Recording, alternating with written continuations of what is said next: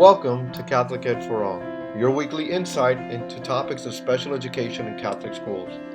My name is Dr. Raul Escarpio, and I invite you to join me each week as we learn how to be more inclusive in Catholic schools and continue to live out St. John Paul II's message of open wide the doors to Christ. Many thanks go out to RCL Benzinger, who is generously sponsoring this podcast.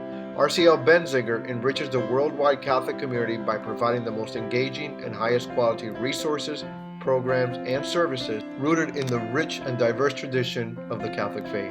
And now, on to our show.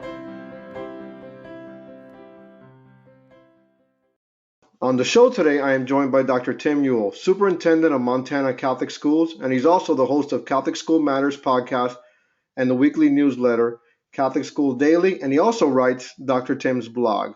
Hello, Tim. Welcome to the show, and thanks for being here. Raul! Oh, folks, you better take a seat and buckle up. This might get bumpy along the way. Man, Raul. How you Almost been? in the flesh. I mean, on the phone. Yeah. How you been, Tim? Deal. Tell the audience how you've been. I've been great. Just lots of things happening here. Lots of things in this office. I'm in the office today, Raul. I've not had a chance to clean it in a few weeks. But I'm here, and there's just a lot going on here. And ladies and gentlemen, for those of you who don't know, we are in the presence of greatness. The great Tim Ewell has declared that we can have some time so we can actually interview him for a change. So you're not traveling as of this moment, you're in an office. So I appreciate that, brother. So why don't we tell those, that few minority that might not know anything about you, why don't you tell them a little bit about yourself? I am a former high school guy. I was a high school coach and teacher. And then I became a high school principal. And then I became an elementary principal. And then I evolved into a superintendent. You evolved. I acquired the superpowers to be a superintendent. This is year 6 here in Montana. I did not grow up here, but I've really grown to love living here. Family's very happy. I have 3 kids, a wife, a dog, a minivan, but I have 2 bikes. I don't know. What all do you want to know? I mow my own grass. I went to the REMIC program and spoke a year ago, and they were all fascinated by the fact that I mow my own grass. And I was like, you got to mow your own grass. Like, you got to take care of your own. Like, you got to have some time. And they were just like, this one person was like, I can't believe that you mow your own grass, all the stuff you do. And I was like, man, I need that hour and a half every week to just sort of not be a superintendent. So not only do you mow your own grass, you actually do it every week. Well, I mean, the nice part about living in Montana is the growing season is like May to September. So, I mean, I did mow it last week, which is probably the final time. I looked at the weather report Friday morning. It was going to be 70 degrees, but then it was scheduled for snow on Saturday. So I was like, all right, I'm taking some time this afternoon to sort of do the cleanup and mow. And sure enough, we got about 4 inches of snow that night, and that hasn't melted, and it may not melt. So that might have been the final time. Wow. So yeah. Well, that sounds good. So, tell me about Montana Catholic Schools that you help lead and some of the population and services. I know you get around a lot because you and I have talked about how you're always traveling. So tell me about the Catholic school system there. There's 23 schools, but they're spread out. I serve both dioceses, and so the whole state. And we have probably, I think I figured we had about 7 different models of governance. Some are completely private, and they're just sort of affiliated as Catholic. To some are run by religious orders, some are private, run by boards, some are multi-parish, some are parish schools, some are diocesan, and sort of. So it's very funny how small number of schools and we have such diversity with governance. And my guess is that's probably true for most dioceses. But our schools are, pretty much site managed. Most of them would rather be left alone until they have a problem. And so then they need a superintendent. They need some help. But the first year or two when I was superintendent, I would call or email and say, hey, I'd like to come visit. And they'd be like, why? What's the matter? What did we do wrong? Now it's more like, sure, for the most part, but then they are kind of excited when I'm leaving. So, it's just sort of, you build up a relationship, you build up trust, and you're able to help, but, you can only help people that want your help, so I can come in and say, I really think an inclusion program would be great. And they go, okay, that's nice, but I really can't help until they say to me, hey, we'd like to develop, or we've been developing an inclusion program. And then I'm like, oh, okay, let me see if I can add some value to that. Absolutely. Well, trust goes a long way. So, since you mentioned inclusion, tell me some of the ways that your schools are becoming more inclusive for God's children that have special needs. Yeah, we have, there's one school in particular that it's pretty well resourced, in terms of our schools, and they've admitted a couple of students that they probably wouldn't have taken a chance on in the past. There's one really cool story. I'm trying to think how I can tell the story, because you kind of probably not give names out, but there's a student who developed in the second grade, I think, developed a genetic disease or defect sort of condition manifested itself. So the student started losing his sight, and they brought him in, and he was diagnosed. And it's a really fast moving genetic condition that usually students don't live past 15. So it's 12 to 15. By 12, they're almost completely blind, and they don't live by 15. So the parents brought him to a public school because they thought, well, he's going to need services for reading and sight and other things. But after a year, the student really wanted to come back to the Catholic school because he felt like that was a place that he really belonged, and that's really where he wanted to be. And so they brought him back.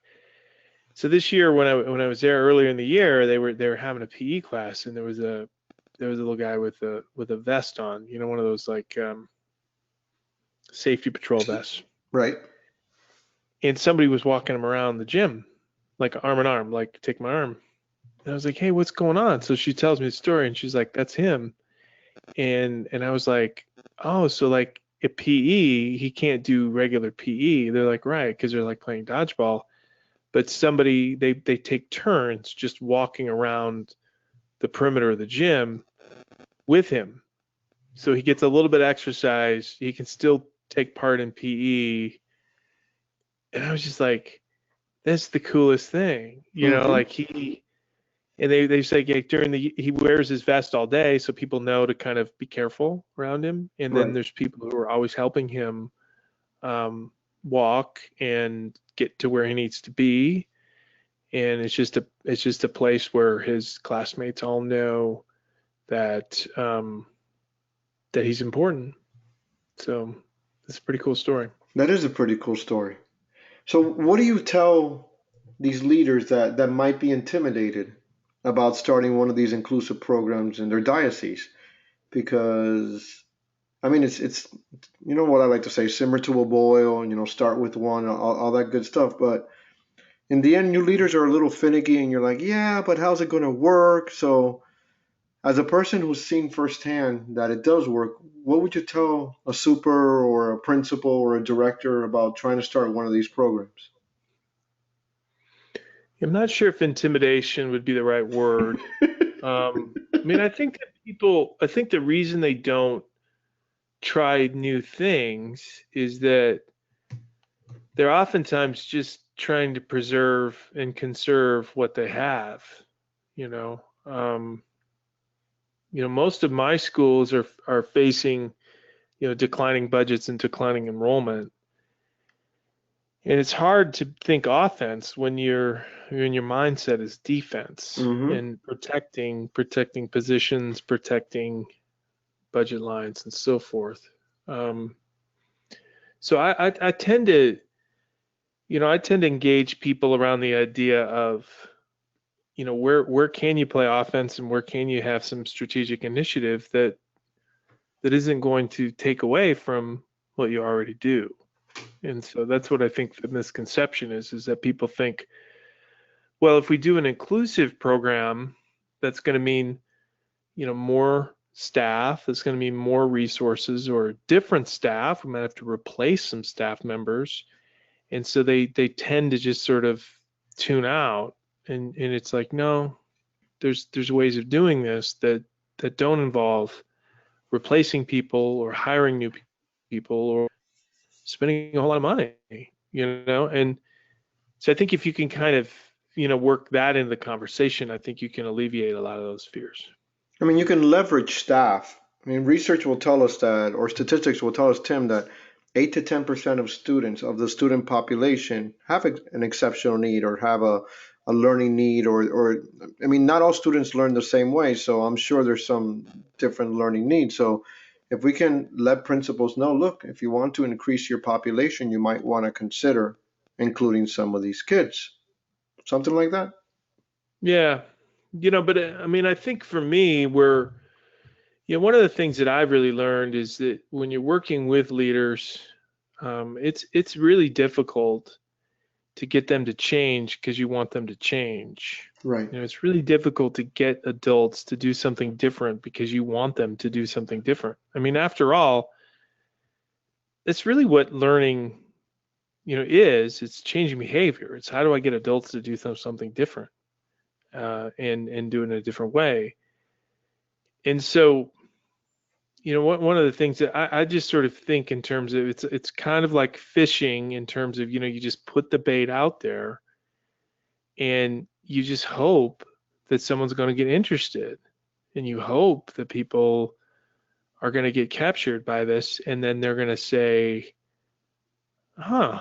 we should try that. I mean, what I always joke about in Montana, the only idea that people like is their own, and so I, the real beauty is when people will come to me and say, hey, we've come up with this new idea.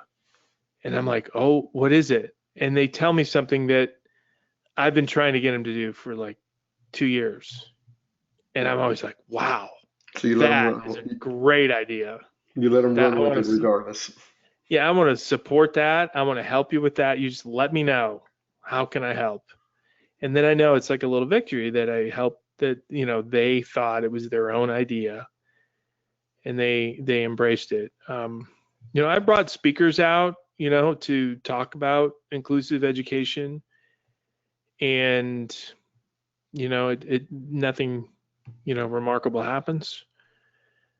But there have been little victories, and maybe it's because of an article they saw here or there that I shared in the newsletter, or maybe a conversation I had in the podcast, or maybe a conversation I had with them personally. I don't know. You don't know how things come about, but you just have to be patient that the spirit will work and will sort of inspire.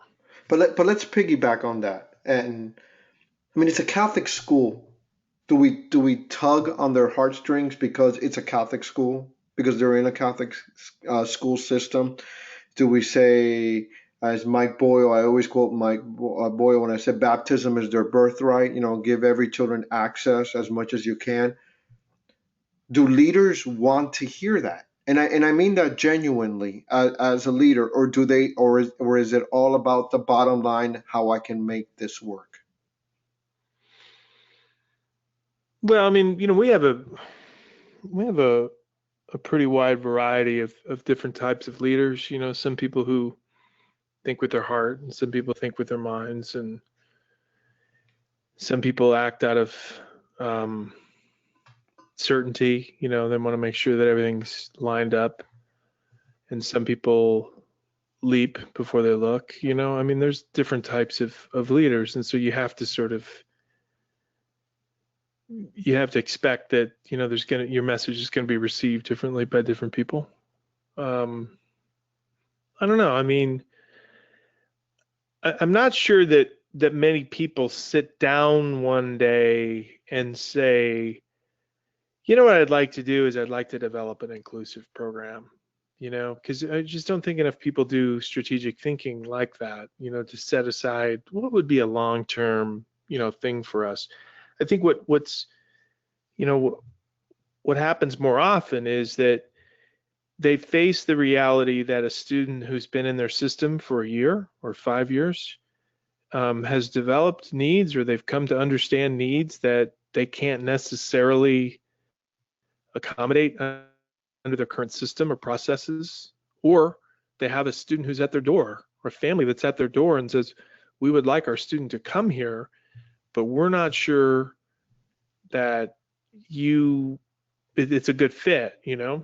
And that's when people have to say, okay, so what do we do? How do we work to retain this student, or do we want to retain this student? And how do we work to admit this student? Do we want to admit this student? And then it becomes, real. So it's no longer a strategic, hypothetical. It's a real issue on their plate, front burner. And so you like to think that you've given them some support and some theory that can help them, can a framework to kind of work through that decision. So it isn't as simple as, no, we can't do that. We're we're set up to serve the middle, Right. and we really can't do that. So this is who we are. And I mean, that's the problem, is that many Catholic schools did just fine with the middle because they had an abundance of kids and low costs, and you know they could get by on just saying we serve the middle. But there's not as many in the middle anymore. Or I've also heard, well, we're a college prep program, so we can't really have those students here, and that's the so the outliers really don't work. But it's interesting what you're saying. All right, so before I finish up, let's talk about your podcast for a second, because I have to plug your podcast, Tim. I just have to. The Catholic School Matters one. How long have you been doing that now? This is season 4, so it was like 3.5 years ago that Wow. it started. Yeah. So, how has podcasting helped you as a leader, and how has it helped you in Montana Catholic schools, advancing your mission and vision, if it has?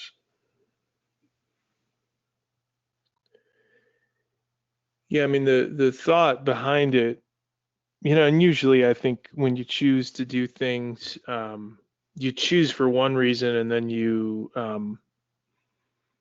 find out later that you choose to stay with something for another reason, I guess, is another way of putting it. I thought I would do the podcast to help my Montana school leaders, open their ears to and their minds to some new people, some national people, and open them to the conversation that was going on in and around Catholic schools. So I thought I'd be doing a service for my school leaders and teachers and board members and so forth. Um, yeah, I don't know. I don't know how many people. I don't know how many people in Montana actually listen to it. And the truth of the matter is, I've learned so much more than I ever imagined I could. It's just such a great excuse to call people up and have a good conversation. Absolutely, it's true. It's You know, I true. mean, when do you ever call someone, you know, like you go, you know what? I need to set aside some time and have a good conversation with this person because they seem interesting.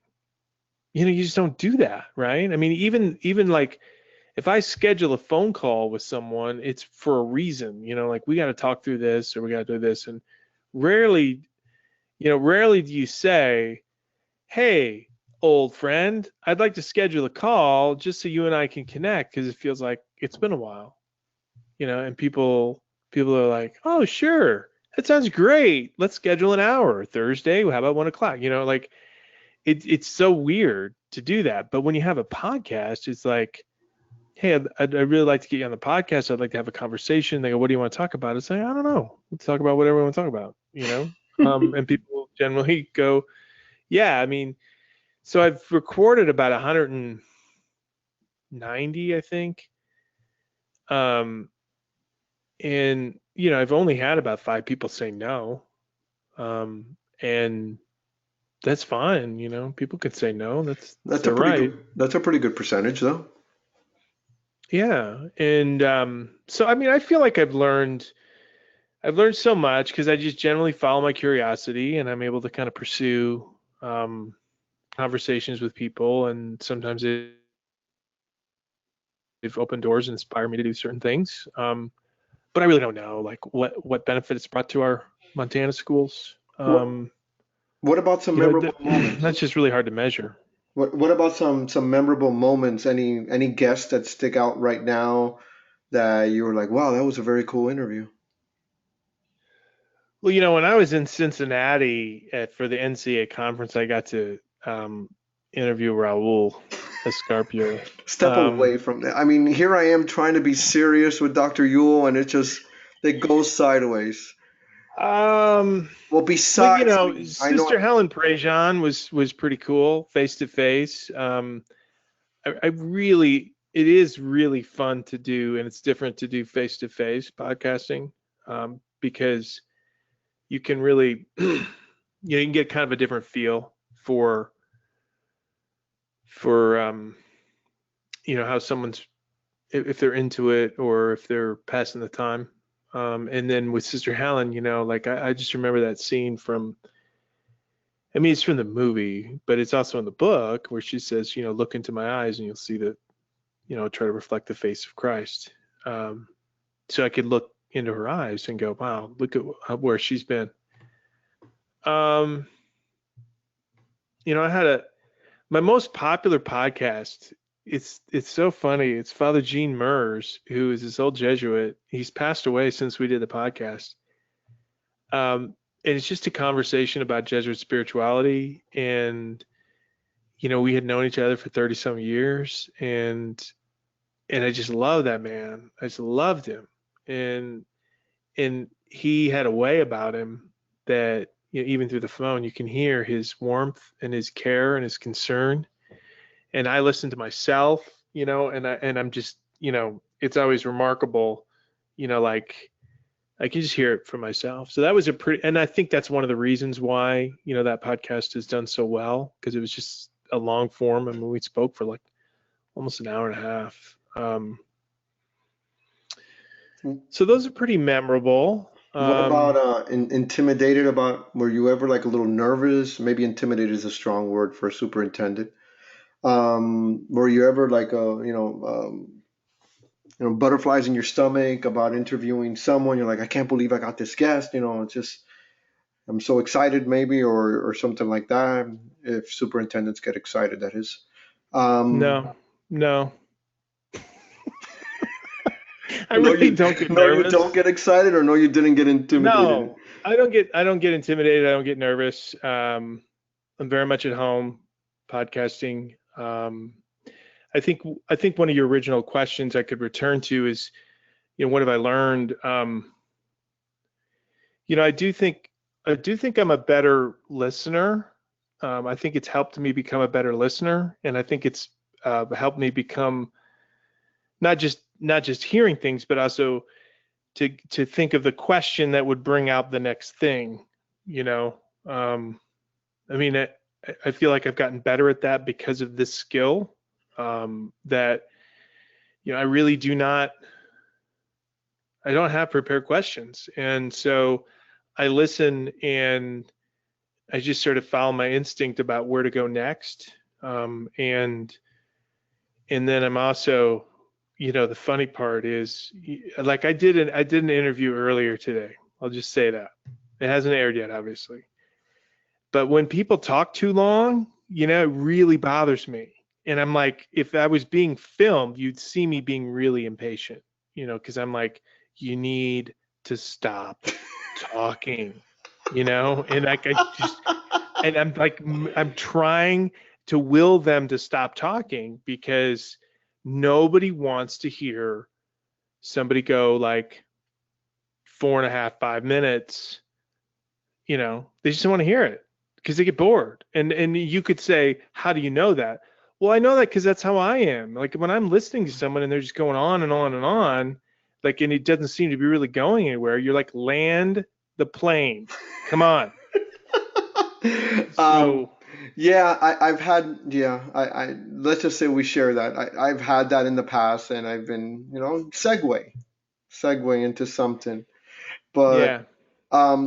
so with that being said, something that the good folks don't know, and Tim doesn't know about this because he likes to fly off the cuff, is that I got my start because of two people in my podcasting world. One is Jonathan Doyle, which we're praying for, Tim. I know you know that. And the other one is Tim.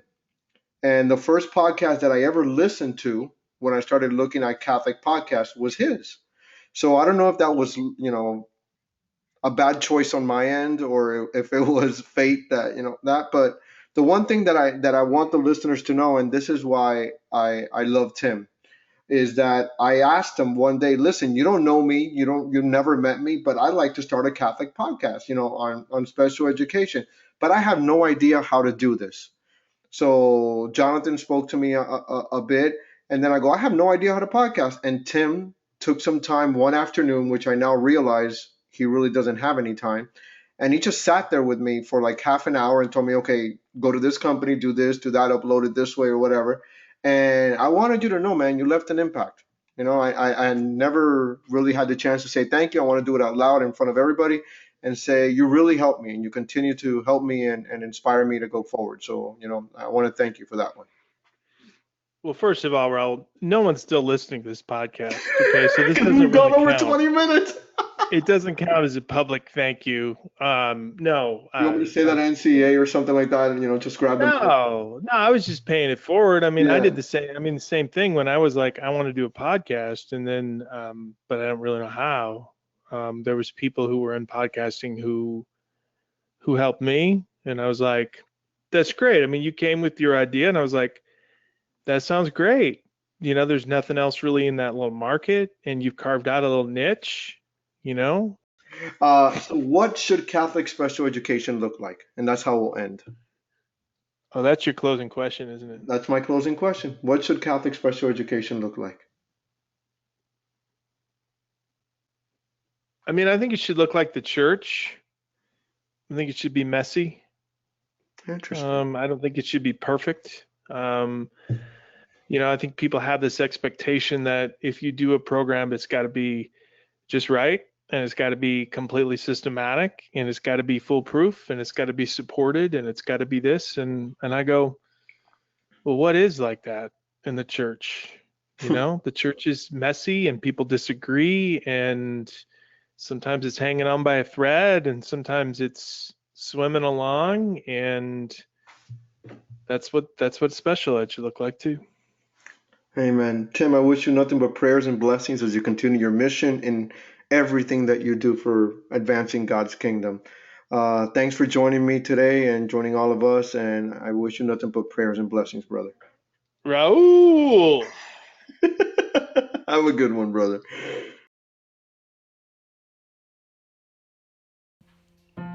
Well, that's it for this week.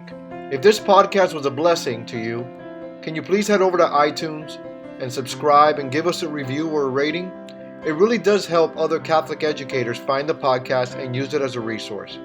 Thanks again to the amazing people at RCL Benziger for generously sponsoring this podcast.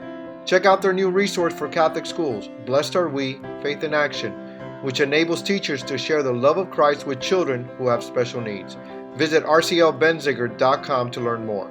Join me again next time as we continue to advance God's kingdom by including all of God's children in Catholic schools and faith formation. Until then, this is Dr. Raul Escarpio. Thanks for listening, and may God bless your day.